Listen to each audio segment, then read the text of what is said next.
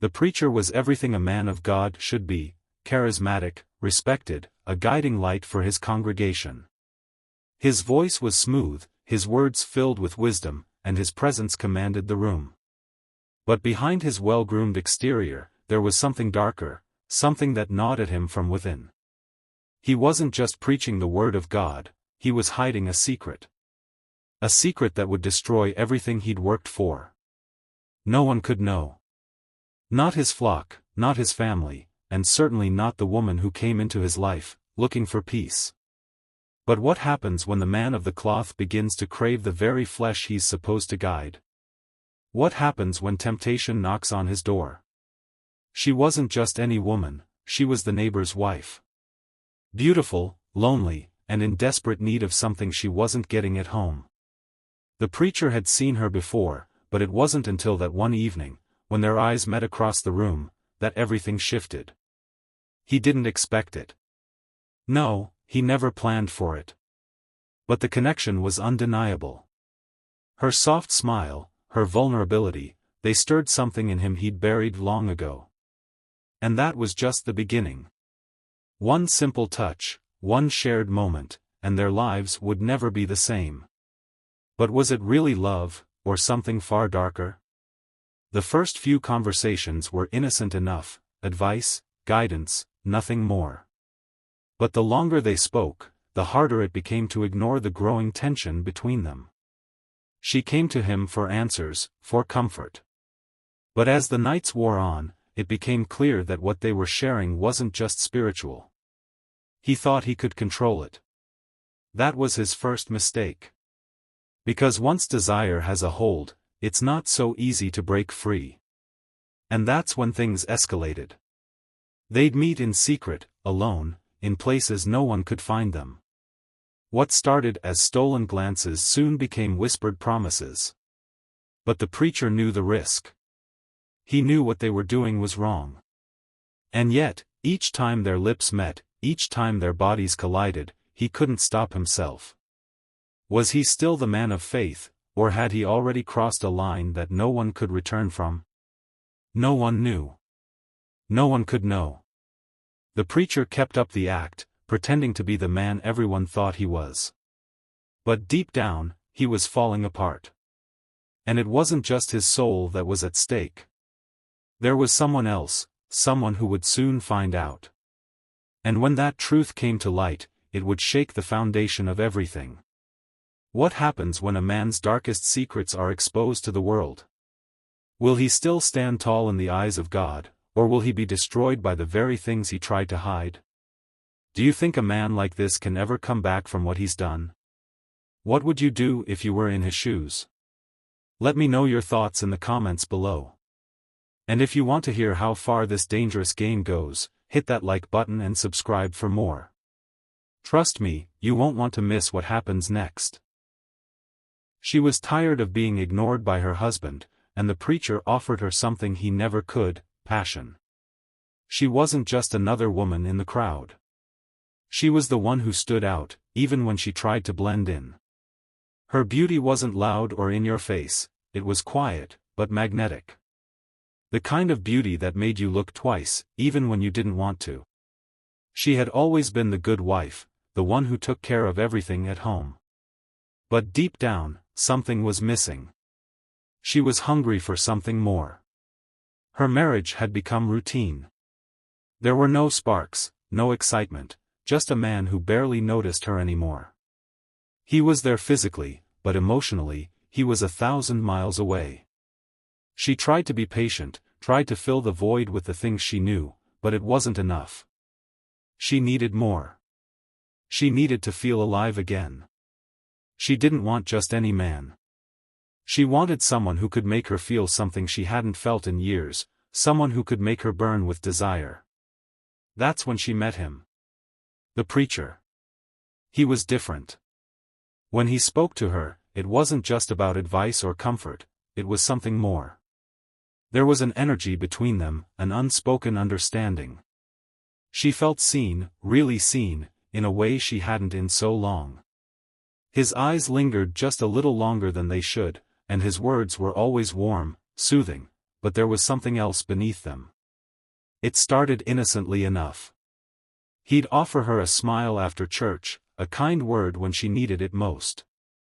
But with every passing week, the moments stretched longer.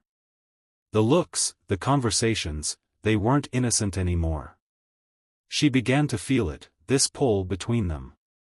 Something intense. Something dangerous. And she liked it. She liked how he made her feel. She liked the way he made her want more.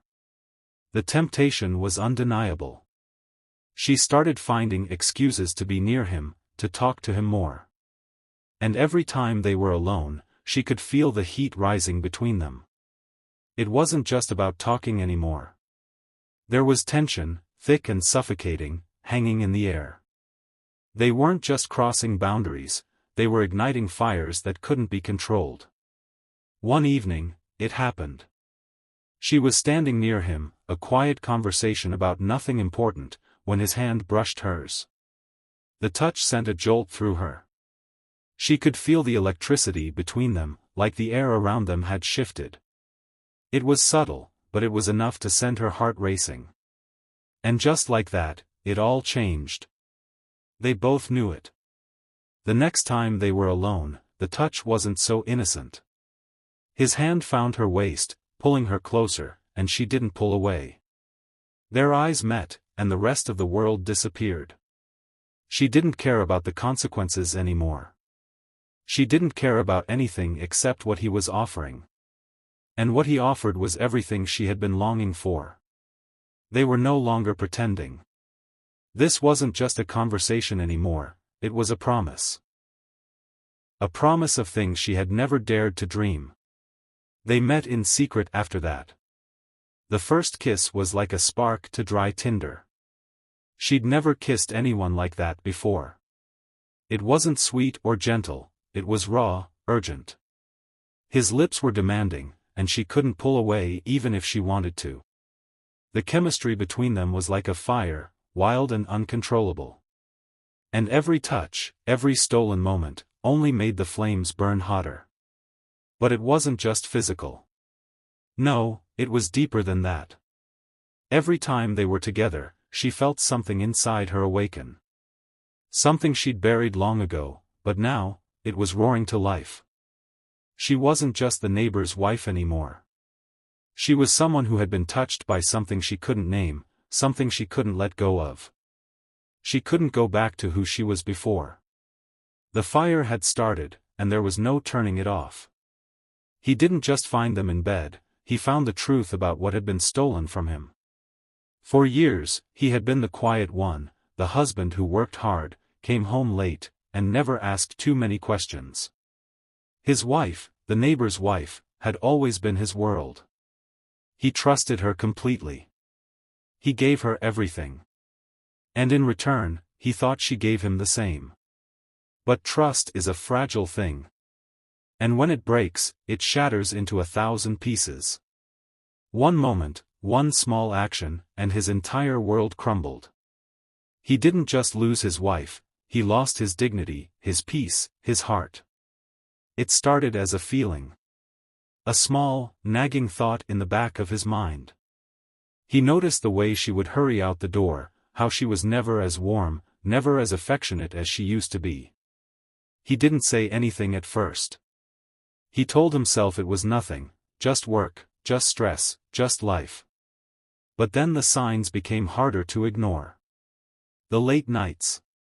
The phone calls that were always business, but never had a name attached. The way she was always too tired when he tried to get close.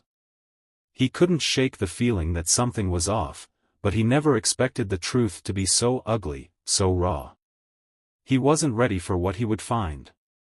But no one is ever ready for the truth. It was one evening, just like any other. He had come home early from work, he didn't know why, but something told him to do it.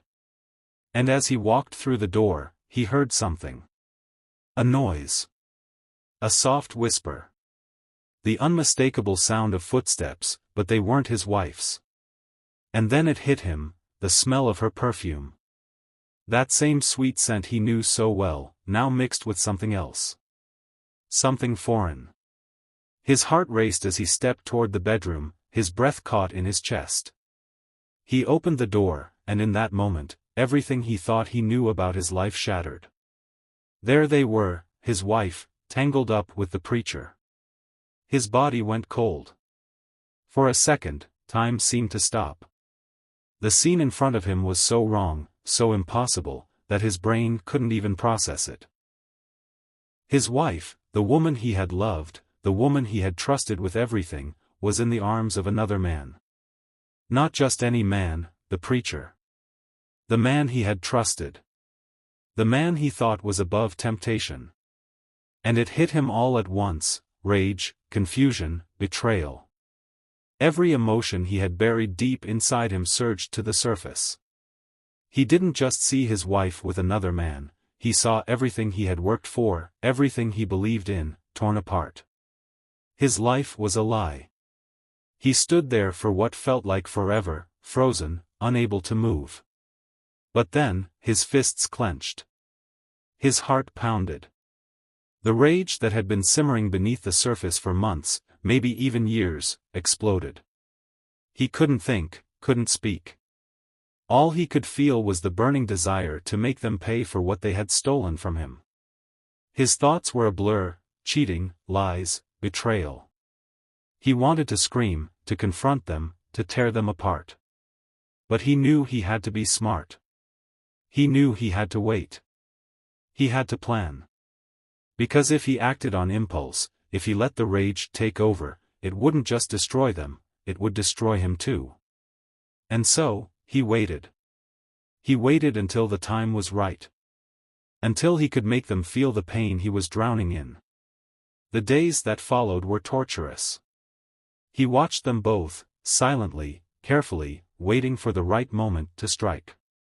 His mind raced with thoughts of revenge. He had been pushed to his breaking point, and nothing, no one, was going to stop him now.